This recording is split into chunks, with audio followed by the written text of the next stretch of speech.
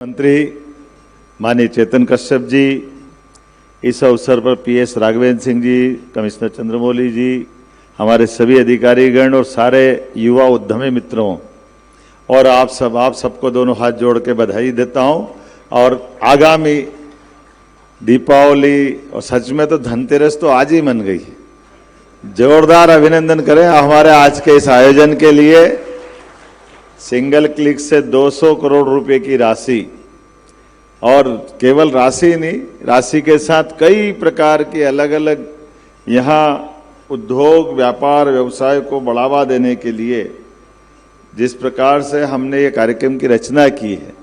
पहले आकाशवाणी का पंचरंगी प्रोग्राम आता था पुराने समय में, जब कई रंगों के संयोजन के साथ उनके उस आनंद को महसूस करते थे। उस प्रकार से यहाँ हम बैठ करके राज्य के पिछड़े से पिछड़े इलाके, कहाँ टीकमगढ़ बुंदेलखंड का वो हमारा इलाका, कहाँ बालाघाट का बॉर्डर, एक महाराष्ट्र का, एक यूपी से लगा हुआ, मध्य में हम सब बैठ के बात ही कर रहे हैं। और ऐसे अवसर पर जब आप सब एमएसएमई के इस पूरे कार्यक्रम में सूक्ष्म लघु मध्यम सभी प्रकार के उद्यम या उद्योग लगाते हुए उद्यमशीलता का जो परिचय दे रहे हैं, मेरी अपनी ओर से बधाई देता हूं और दीपोत्सव की भी अग्रिम शुभकामना देता हूं। संयोग देखिए, आज दीपावली लक्ष्मी माता का आराधना का पर्व है, लेकिन कुबेरों के बीच बैठकर के देश के असली कुबेर तो यही है। मैं आप सबको भी शुभकामना देता हूं, आपको बधाई देता हूं। सच में उद्योगपति जैसे खेत का किसान पूरे देश के लिए अपनी मेहनत से अन्न उत्पादन करने का काम करता है, सीमा पे जवान अपनी जान की बाजी लगाकर सीमा की रक्षा करते हुए अपनी सजगता से ड्यूटी निभाकर देश की रक्षा के लिए काम करता है। प्रत्येक उद्योगपति भी अपने युक्ति बुद्धि क्षमता से अपने धन लगा करके कई लोगों को पेट पाल करके अपनी सच्चे अर्थों में बड़ी भूमिका अदा करता है। मैं आप सबको भी बधाई देना चाहता हूं। अपने घर में 2 रोटी तो सब खा लेते, लेकिन अपने काम से कई घरों के अंदर चूल्हा जले और उनका जीवन भी अच्छा हो, ये पुण्य का काम है। सच में आपका ये जो उद्यमशीलता के साथ अपनी परमात्मा ने हरेक के शरीर के अंदर एक क्षमता योग्यता दी, और क्षमता योग्यता के भरोसे से देश स्वावलंबी बनता है, देश सक्षम बनता है, आर्थिक सुदृढ़ के मार्ग चलता है।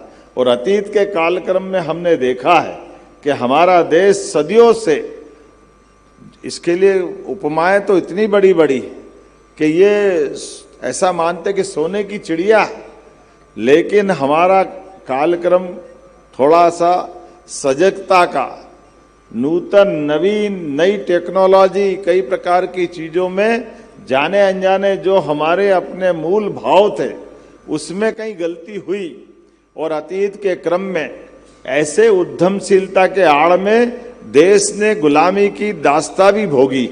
अंग्रेज इसी उद्यमशीलता की आड़ में आए थे, जिनने हमारे व्यापार व्यवसाय व्यवस्थाओं को ध्वस्त करते हुए व्यापार के आड़ में व्यापारी बन के आते आते शासक बन करके लगभग 250-300 साल तक हम पे वो दौर ले गए जिसको याद नहीं करना चाहिए। इतना खराब दौर था।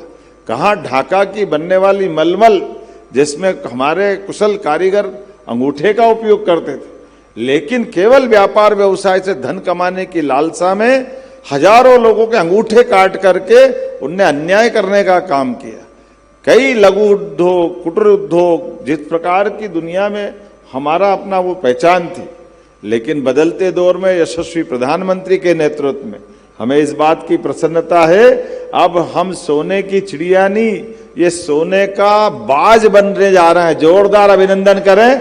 भविष्य के लिए अपनी स्वदेशी की भावना के बलबूते पर, स्वावलंबन के मार्ग पर, अपने संसाधनों से अपने घर का बाजार भी, घर की आवश्यकता भी, अपने देश और प्रदेश के अंदर की तमाम चीजों की पूर्ति करते हुए न केवल हम अपने स्वावलंबन के बलबूते पर देश को भी आगे बढ़ाएंगे, मध्य प्रदेश को भी आत्मनिर्भर बनाएंगे, और न केवल अपने देश और प्रदेश की बात करें, बल्कि यहां से उठा करके दुनिया के बड़े से बड़े देशों में, जहां जहां आज अपने बदलते दौर में आप देखो कितनी तेजी से समय बदल रहा है। हमें इस बात की भी प्रसन्नता है जिस प्रकार से माननीय प्रधानमंत्री जी ने 2014 के बाद से देश का माहौल बदला है और एक एक करके प्रत्येक क्षेत्र में जो भारतीय लोगों के बारे में उपमाएं चलती थी, अभी रेल के बारे में नंदा जी बता रहे थे, आपने तो लंबे समय से व्यापार व्यवसाय किया, रेल कभी भी समय पे आ ही नहीं सकती है, नई टेक्नोलॉजी तो सवाल ही नहीं उठता है, वो सब पुराने जमाने की बात हो गई। घड़ी से मिलाकर के रेल का समय अब अपने आप वापस उस दौर को ला रहा है जिसके कारण से रेल पहचानी जा रही। और रेल वो डब्बे, वो ताड़ी वाले डब्बे, वो लाल वाले डब्बे, गंदे संदे अंदर के शौचालय, सब गए जमाने और पुराने जमाने की बात हो गई। आज बदलते दौर में अपने पास रेल के बजट, रेल विभाग मुश्किल से, अभी अश्विनी वैष्णव जी बता रहे थे, कांग्रेस के शासनकाल में मुश्किल से कोई 2-4 ट्रेन चल गई तो चल गई, नहीं तो जो होना होता रहे। और आज क्या हाल हो गई, अकेले मध्य प्रदेश के अंदर 1.5 लाख करोड़ की रेल की योजनाओं का बजट, कभी सोच सकते हैं? एक पटरी नहीं, दूसरी नहीं, अब तो 2, 3, 4, कितना जबरदस्त समय बदला है। हमारा 4 लेन का ट्रैक बनना ये असंभव जैसी बात लग रही थी, लेकिन बदलते दौर में कितनी तेजी से समय बदल रहा है। और ये बदलते दौर में केवल आवागमन का ट्रैक नहीं बन रहा है, इसके माध्यम से आपके लिए भी दरवाजा खुल रहा है, व्यापार व्यवसाय का दरवाजा खुल रहा है, हर एक क्षेत्र में आगे बढ़ने के लिए।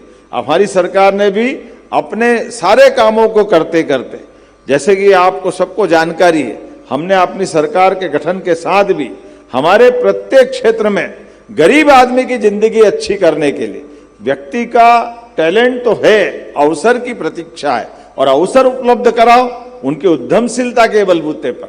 तो हमने अपने इस सारे अभियान में ये बेसिक चीज लेके चले कि जब तक हमारा अपने राज्य की प्रतिभा को उसके बलबूते पर यहां उसको मौका नहीं देंगे, सरकार का राज्य आश्रय उसको जैसे पौधा पनपता और शुरू में उसको खाद पानी और सुरक्षा की जरूरत पड़ती, यही तो शासन की नीतियां करती, इतने में सब कुछ हो जाता। बाकी तो पौधा पनपेगा तो फल भी देगा, फूल भी देगा, छाया तो परवारे देगा ही देगा, वनस्पति के माध्यम से ऑक्सीजन भी शुद्ध करेगा, ऐसे कई सारी चीजों के लाभ अपने आप मिलते जाएंगे। मेरी अपनी ओर से जब आज आंकड़ा देख रहा हूं तो आपने बताया 1000 से ऊपर भूखंडों का आवंटन, ये कम बड़ी बात नहीं है। एक साल के अंदर बीते 6 साल से ज्यादा एक साल में भूखंड दिए, जोरदार अभिनंदन करो। मुझे मालूम है कि हमारे बीच ये सारे मित्र बैठे हैं, इनको सब तो आता है, लेकिन इनको प्रोत्साहन देने के लिए एक बार ऐसा बोलना पड़ता है कि कुछ तो करो, क्योंकि आप ही के लिए हो रहा है। ये सारी चीजों के साथ हमारे बीच आज 200 करोड़ की सब्सिडी भी मिली, स्टार्टअप के आधार पर जिन बच्चों ने अपने मन के ऊंचाइयां हासिल करते हुए कल्पनाशीलता के बलबूते पर एक मुकाम हासिल किया, उनको भी हम प्रोत्साहन दे रहे हैं, नए उद्यमी भी बना रहे हैं। 700 इकाइयों को 197 करोड़ से ज्यादा की राशि का हम अपनी तरफ से उनका हक की राशि दे रहे हैं। 63 स्टार्टअप को सहायता दे रहे हैं। मैं मान के चलता हूं कि 237 उद्यमियों को भूखंड आवंटन पत्र दिए गए, 5084 युवाओं को 347 करोड़ से अधिक राशि के ऋण भी दिए जा रहे हैं। सच में ईश्वर करे आपके उद्योग धंधे खूब फले फूले, आगे बढ़े, आप आगे बढ़ो, प्रदेश अपने आप पीछे आगे बढ़ता जाएगा। आपके भरोसे से भविष्य में मध्य प्रदेश की तस्वीर अगर बनेगी तो इसमें आपका परिश्रम, आपकी पराकाष्ठा होना चाहिए प्रत्येक काम करने की। आपके माध्यम से देश आगे बढ़ेगा, सरकार आपके साथ खड़ी है। आज आने वाले समय में जिस प्रकार का समय चल रहा है, मान के चलो कि आज भारत की 80 करोड़ से ज्यादा आबादी किसी न किसी रूप में एमएसएमई से जुड़ी है, क्योंकि एमएसएमई का दायरा बहुत बड़ा है। सच अर्थ में अगर कोई ये कहे कि आज के उद्योग की दृष्टि से इनका अगर कोई ब्रांड एम्बेसडर बताना चाहे तो ब्रांड एम्बेसडर में एमएसएमई से अच्छा कोई नहीं हो सकता है। ये अपने आप में सारी बातें कह देता है। मैं बदलते दौर में आज जब बात कर रहा हूं तो कौन कौन से क्षेत्र की बात करूं। देश की जीडीपी का 30% योगदान हमारे एमएसएमई से आता है। कुल निर्यात में 45% हिस्सेदारी एमएसएमई से आती। इसी कारण से तो भारत चौथी अर्थव्यवस्था बना है। ये मामूली बात नहीं। कहा हमारी 7 बहनों ने लिज्जत पापड़ के माध्यम से जबलपुर से इकाई प्रारंभ की। कितनी लाखों बहनें जुड़ गई। जोरदार अभिनंदन करो। शुरुआत कहीं से भी हो सकती, कैसे भी हो सकती।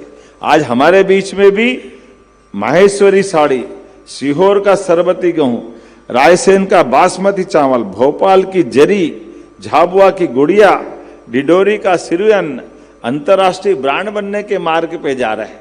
एक के बाद एक लाइन से तो देखो, मैं मान के चलता हूं जितने प्रकार से हो सकता है हमारी सरकार लगातार प्रयास कर रही है।